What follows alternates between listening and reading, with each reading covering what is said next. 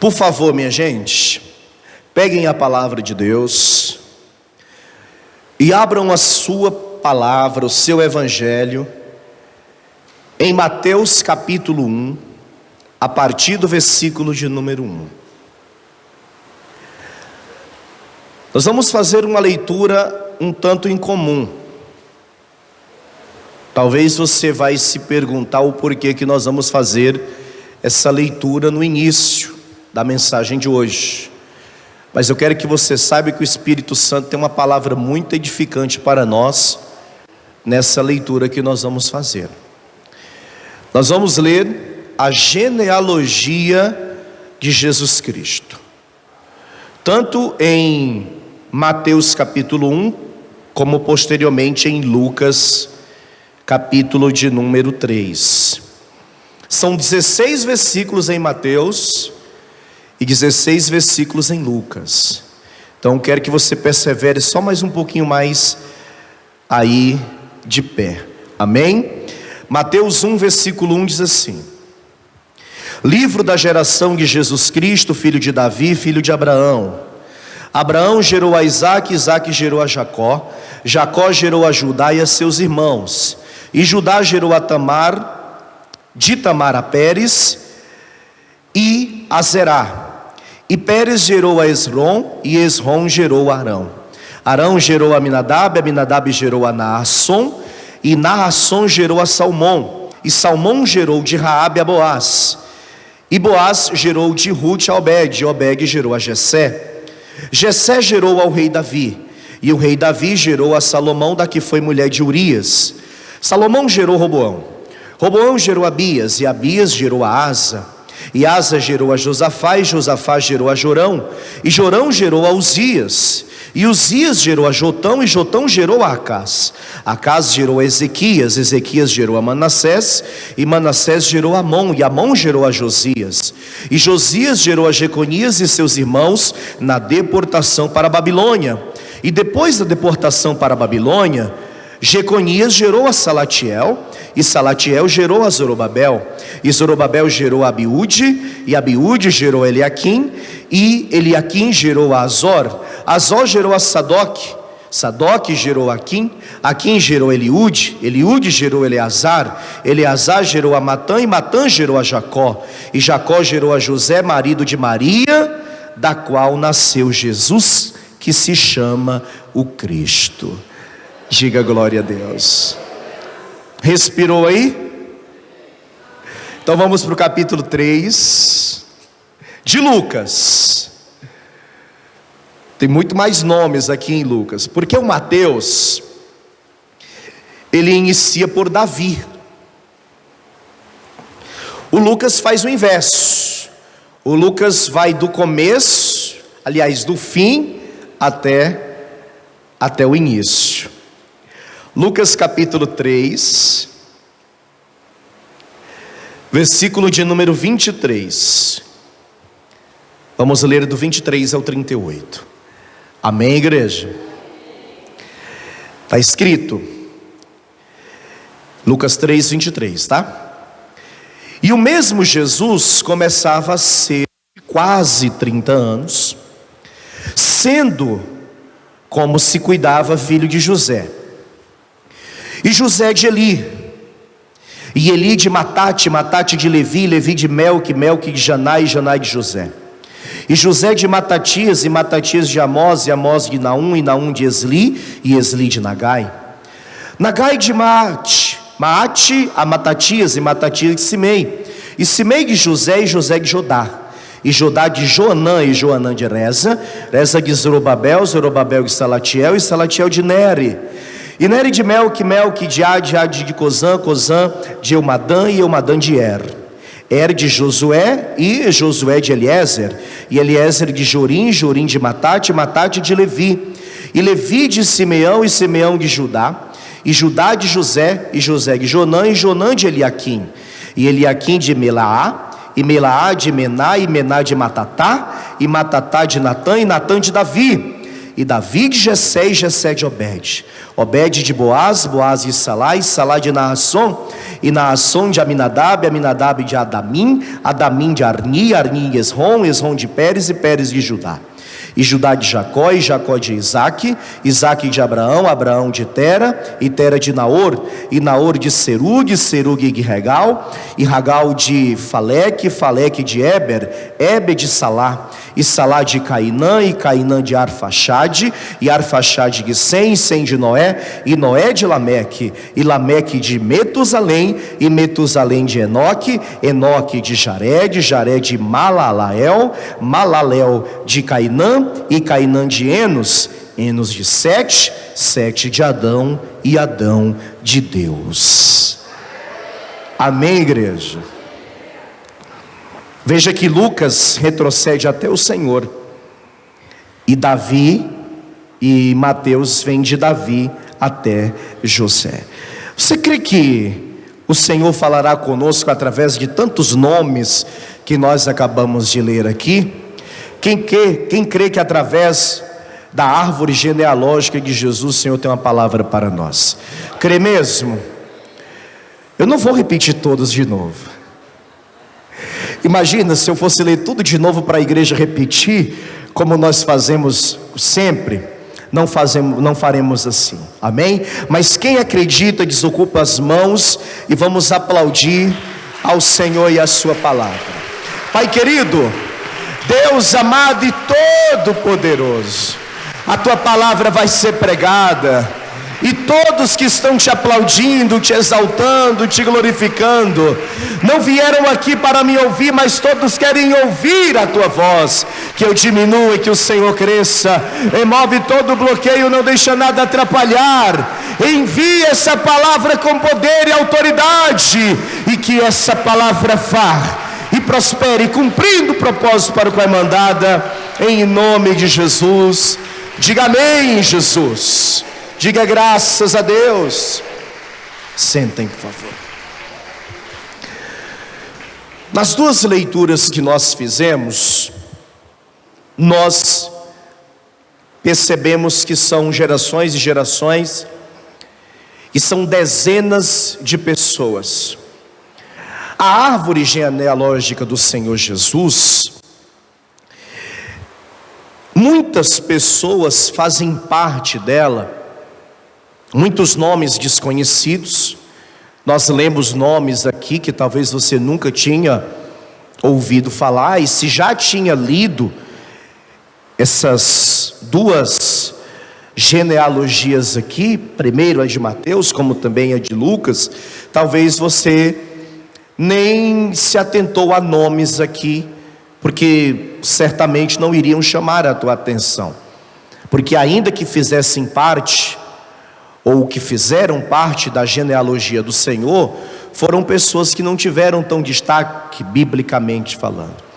Agora, muitos nomes aqui você certamente percebeu que são conhecidos, nomes relevantes, e nós vamos perceber que há nomes aqui um tanto controversos, fazendo parte da genealogia daquele que é santo.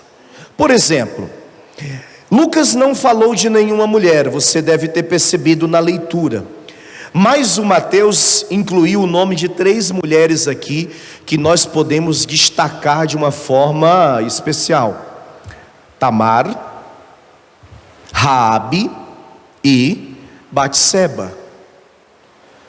Lembra dessas 3? Tamar, nós sabemos que foi aquela mulher que casou com os filhos de Judá primeiramente. Judá foi um dos filhos de Jacó, irmão de José. A Tamar casou com 2 dos filhos de Judá. Entretanto, ambos morreram. E a palavra diz que foi o próprio Deus que os matou. E por que Deus os matou? Porque eram homens que agiam de forma que não agradava a Deus. Quando o segundo filho do Judá morreu, pela lei, a Tamar deveria casar com o terceiro filho, pela tradição da época. Entretanto, ele ainda era muito novo, e o Judá pediu para que a Tamar fosse para a casa do seu pai e continuasse viúva durante todo o tempo em que o terceiro filho iria crescer. E, entretanto, o medo do Judá era que o terceiro filho morresse. Essa é a realidade, porque ele já havia perdido o primeiro, casou o segundo com a mesma mulher, agora o segundo. Mas mesmo que a culpa não fosse dela, porque a culpa era deles, literalmente deles, Judá temia que o terceiro filho morresse. Então, ele não casou o terceiro filho com a Tamar.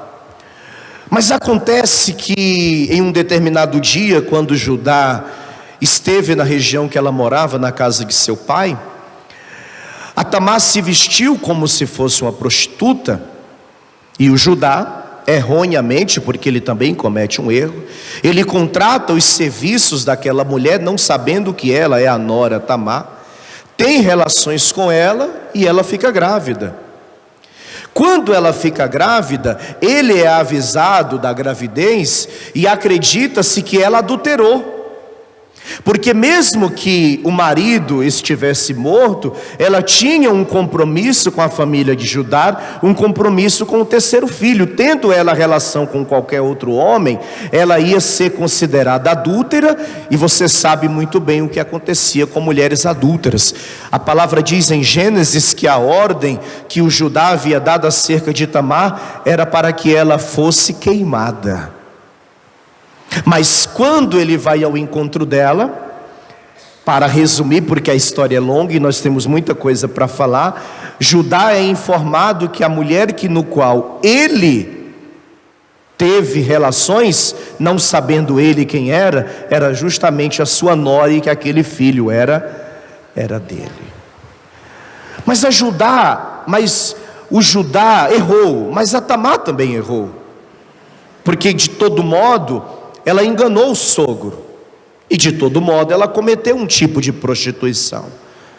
Mas por que uma mulher que age dessa forma faz parte da árvore genealógica de Jesus, que é santo, que é puro? Você está começando a entender? E a Raabe era prostituta. Da Raabe não há dúvidas, a palavra mostra Raabe como sendo prostituta.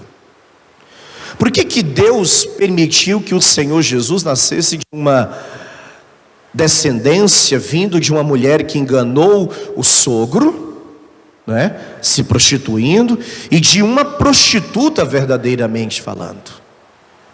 E se nós incluirmos também a Batseba, que não era prostituta, mas era uma adúltera.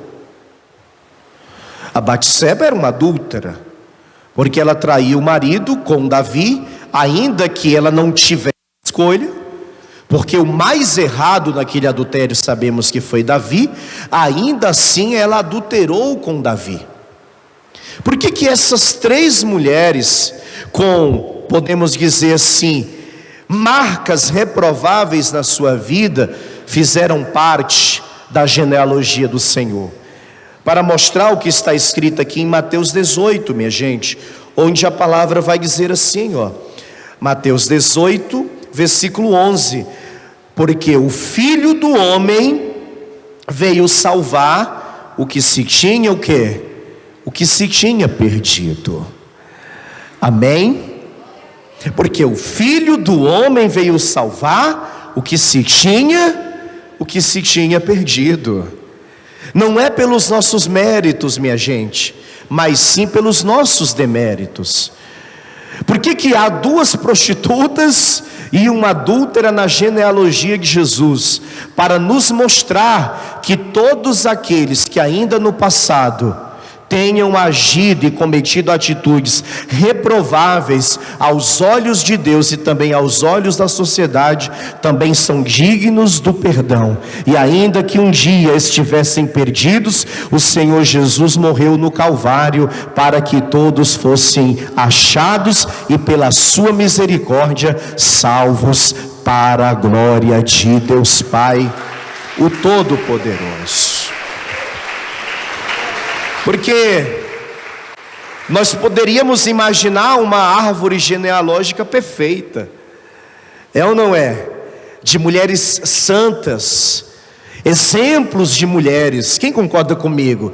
Que fica no imaginário de todos isso, que todos que fizeram parte da genealogia de Jesus, homens e mulheres separados, santos. Mas a gente já começa falando de uma prostituta, uma que se prostituiu e uma que adulterou, para nos mostrar que ele veio salvar o que se tinha perdido. Quem antes aqui era perdido? Você sabe também que tem uma das coisas que Deus mais abomina, que é o pecado da mentira. É ou não é? Mas tanto que aqui, em João capítulo 8, Jesus fala muito bem acerca disso,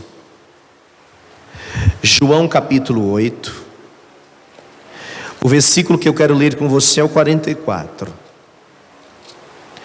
João 8, 44.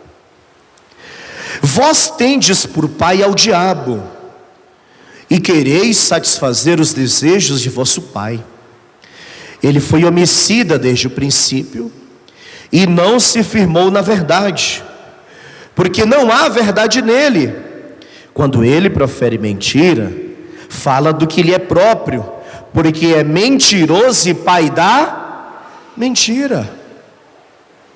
Será que tem espaço para mentiroso na genealogia de Jesus? Muitos. E você deve ter percebido 3 principais: os patriarcas de Israel: Abraão, Isaque e Jacó. Todos os 3 usaram de mentiras em momentos cruciais específicos da sua vida. O Abraão mentiu dizendo que a Sara não era sua mulher, sua irmã, ainda que foi uma meia mentira, foi uma meia mentira. Não deixa de ser uma mentira, porque a Sara era irmã dele, por parte de pai, mas era também mulher dele, ele mentiu. E o interessante é que o Isaque fez a mesma coisa, mentiu dizendo que a Rebeca não era mulher dele, era da família, mas não era irmã como ele havia dito. E o Jacó, o próprio nome de Jacó já deixa claro: suplantador, aquele que engana, aquele que mente. Ou seja, o próprio Deus que condena a mentira, e aqui diz que Satanás é o pai da mentira, permitiu que na árvore genealógica de Jesus, homens que usaram da mentira em momentos específicos da sua vida, também fizessem parte da genealogia de Jesus. Todos nós em algum momento aqui já mentimos alguma vez. Não há quem nunca contou uma mentira, é ou não é? Mas o problema é viver na mentira. E sempre vale lembrar: não há nada em oculto que não seja revelado. Uma hora a mentira vem à tona e a verdade sempre vai aparecer. Mas por que eles fazem parte? Novamente o que chama a reflexão: por que 3 homens que usaram de mentira fazem parte da genealogia daquele que é a verdade? E conhecereis a verdade, e a verdade vos libertará. Para nos mostrar, minha gente, que o Senhor veio salvar não aqueles que são perfeitos. Nós não somos perfeitos. Nós cometemos muitos erros, cometemos muitos pecados, nós agimos de forma muito errada, principalmente no passado. Quem aqui admite que no passado fez muitas coisas erradas antes de conhecer a Cristo, inclusive usar de engano e de mentira? Por quê? Porque não fomos nós que escolhemos a Ele, mas foi Ele que escolheu a cada um de nós. Está escrito aqui em João, no capítulo de número 15, no versículo de número 16, localiza aí, não me escolheste vós a mim, mas eu vos escolhi a vós, e vos o quê? E vos nomeei, para que vades e deis fruto, e o vosso fruto permaneça, a fim de que tudo quanto em meu nome pedirdes ao Pai, Ele vos conceda. Nunca foi pelas tuas qualidades, nunca foi porque você era uma pessoa que procurou fazer o bem, e muito menos porque no passado você fez coisas erradas, mentiu, enganou, usurpou, adulterou e fazia coisas reprováveis. Deus olhou lá do alto e decidiu te escolher, e você pode bater no seu peito e dizer: eu sou um escolhido, eu sou uma escolhida. Deus olhou lá de cima e escolheu a mim. Diga: eu sou um escolhido do Senhor, mesmo sendo pecador. Diga: eu sou um escolhido. Porque se fosse pelos méritos, ninguém estaria hoje aqui. Porque se fosse pelas atitudes, todas as nossas atitudes seriam reprovadas. Então veja, mulheres que cometeram adultério, prostituição, homens que cometeram mentiras, todos fazendo parte da genealogia do Senhor. Mas não para por aí. Eu citei aqui mais 3 cujas mãos estavam cheias de sangue, verdadeiros assassinos. Um dos principais é Davi, não um homem segundo o coração de Deus, mas foi um dos homens que mais derramou sangue na história bíblica, e o próprio Deus falou isso para ele. Vamos comigo aqui, no primeiro livro das Crônicas, no capítulo 22.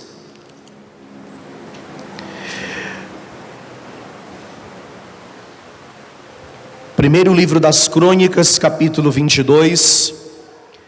Olha o versículo 8, igreja.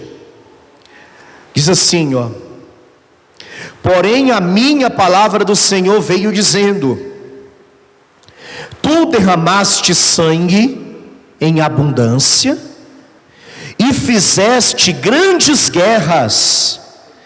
Não edificarás a casa ao meu nome, porquanto muito sangue tens derramado na terra perante a minha face. Em algum lugar da Bíblia você viu, pelo menos, Jesus ofender com palavras alguma pessoa? Jesus corrigia, exortava duramente, mas nunca foi violento ou agressivo. E por que o judeu espera o Messias até hoje? Porque eles esperam um rei igual Davi. Naquela época eles aguardavam um homem igual Davi, que iria libertar Israel da opressão pelo fio da espada, e que muito sangue seria derramado quando este rei viesse.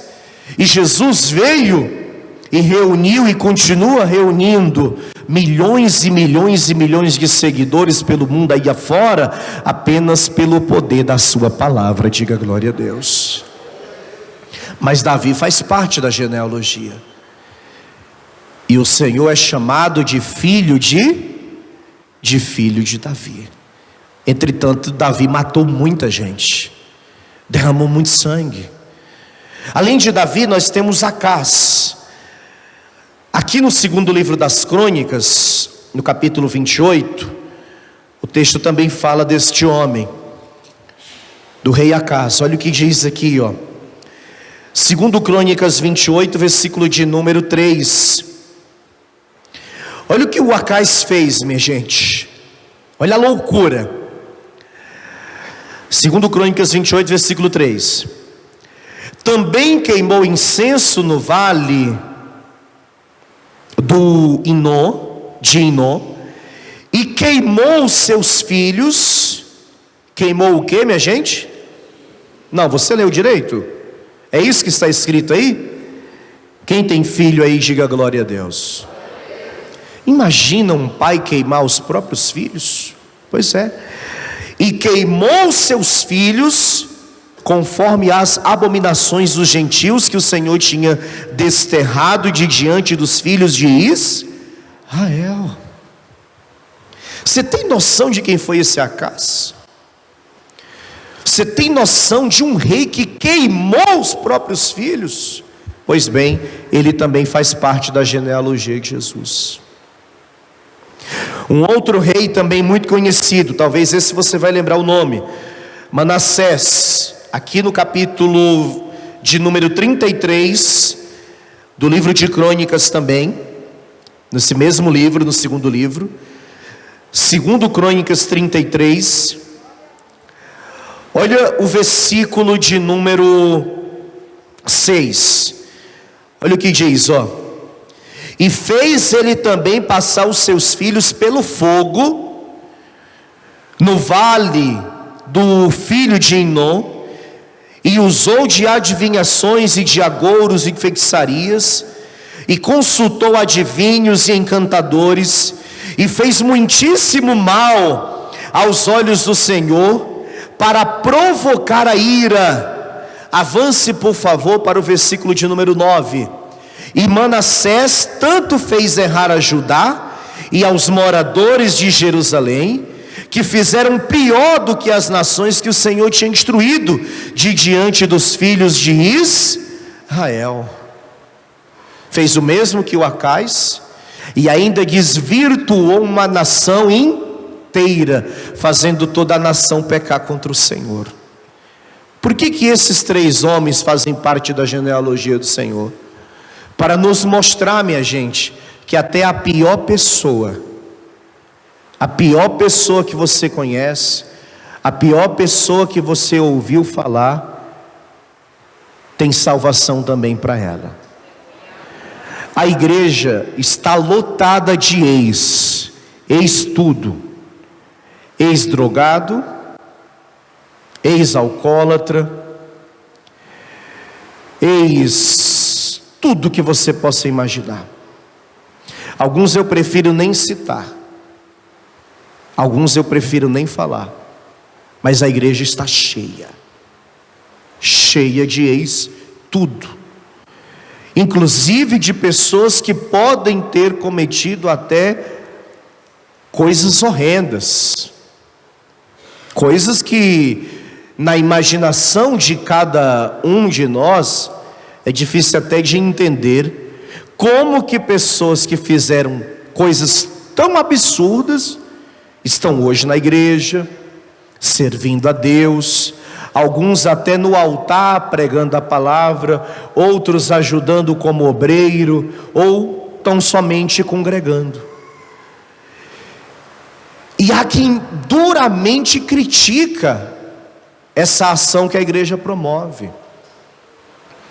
Há quem diga que não, que essas pessoas deveriam pagar pelos seus erros, e certamente pagarão, ou já pagaram, ou certamente irão pagar, porque a palavra diz que tudo que o homem semeia, ele colhe.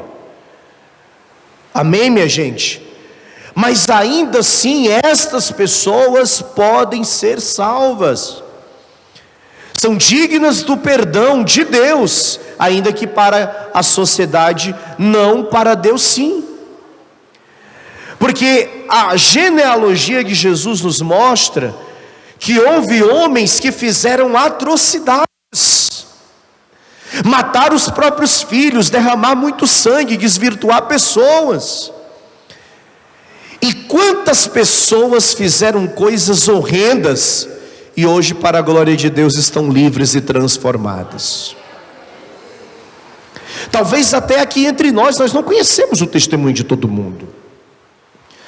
A gente vem à igreja, mas a gente não sabe quem senta ao nosso lado, a vida preguiça, o histórico dessa pessoa.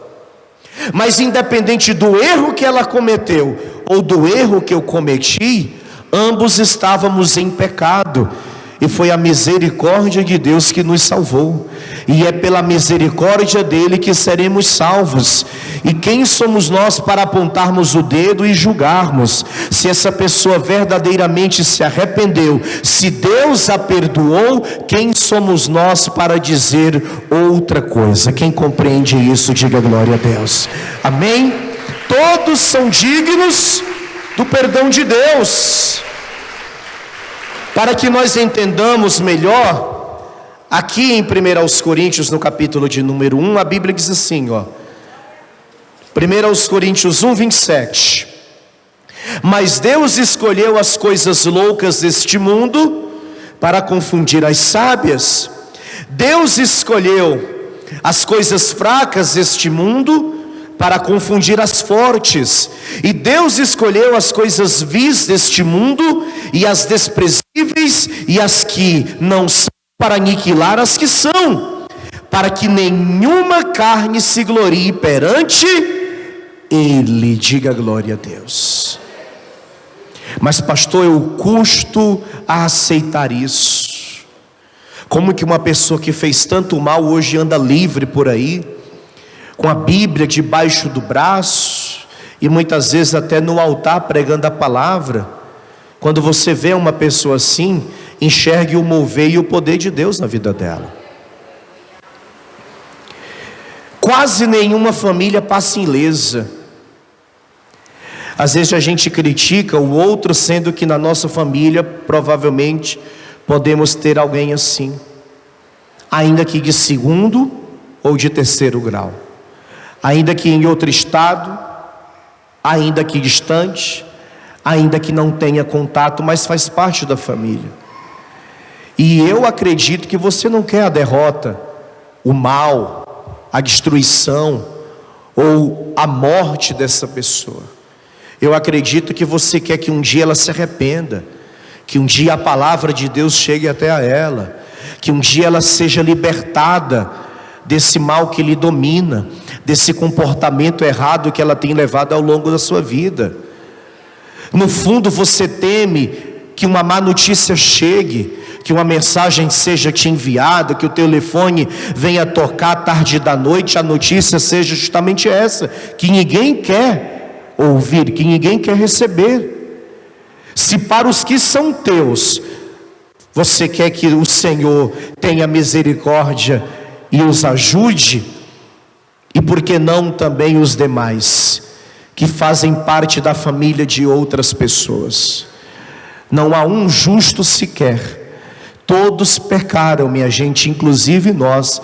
E ainda que o teu pecado tenha sido menor na ótica humana do que o pecado desses que nós estamos aqui citando, ainda assim é pecado. E se não fosse a misericórdia de Deus, também estaríamos condenados junto com Ele. Mas houve um dia que na cruz do Calvário, Jesus Cristo entregou a sua vida e de braços abertos disse: Pai, está consumado, para vencer a morte, o pecado, para vencer o inferno e trazer a salvação para todos os que estavam condenados. Diga glória a Deus, diga obrigado, Jesus.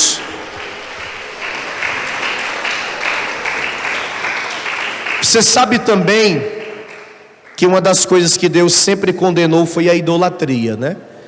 Vá comigo ao Êxodo, no capítulo 20. Êxodo capítulo 20, versículo 1.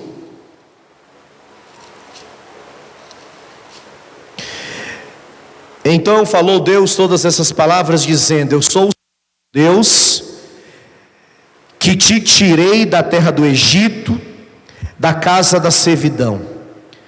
Não terás outros deuses diante de mim. Não farás para ti imagens de escultura, nem alguma semelhança do que há em cima nos céus, nem embaixo na terra, nem nas águas debaixo da terra. Mas na genealogia há homens que praticaram a idolatria. Em algum momento da vida, Salomão praticou a idolatria, influenciado por tantos casamentos, tantas mulheres que no qual casou. No fim da vida, Salomão praticou a idolatria. E há uma discussão teológica se Salomão foi salvo ou não. Há quem diga que ele não se salvou por conta do fim de sua vida. Há quem diga que ele se salvou por conta do que está escrito no livro de Eclesiastes, pela maneira no qual ele usou as palavras em Eclesiastes. Mas nós não sabemos. Eu acredito que sim. Eu acredito que Salomão foi salvo. Eu acredito que no final ele se arrependeu, ainda que os textos que falam acerca da vida dele não deixem isso tão claro e específico, como Davi, que cometeu inúmeros pecados, mas se arrependeu dos seus pecados, né? Mas foi um idólatra. Roboão, seu filho, também foi um idólatra. Acás também foi um rei muito idólatra. Mas esses que praticaram a idolatria, uma das coisas que nós sabemos que Deus mais detesta, que Deus mais abomina, que Deus mais rejeita, porque Ele não divide a glória dele com ninguém, ainda assim esses homens fazem parte da santa genealogia do Senhor, para nos mostrar, minha gente, que não é por conta das nossas ações, das nossas atitudes, mas tão somente porque Ele nos escolheu, porque Ele nos chamou. Amém? Aqui em João, no capítulo 3, o versículo 16 diz, e aqui eu finalizo, gente, porque Deus amou o mundo de tal maneira, que deu seu Filho unigênito, para que todo aquele que nele crer não pereça, mas tenha o quê? A vida eterna. Todos, entende esse versículo? Deus amou o mundo, ou seja, todos, de uma maneira tal, que entregou o seu Filho único, o seu unigênito, para que todo aquele que nele crer não pereça, mas tenha vida, independente do que a pessoa é, ou do que a pessoa fez, ou do que a pessoa foi, independente. O requisito para a salvação é acreditar, é crer que Jesus é o Senhor. Deus te escolheu, mas Ele te escolheu por uma coisa, porque você crê nele. Quantos creem em Jesus, diga glória a Deus. Recebe essa palavra?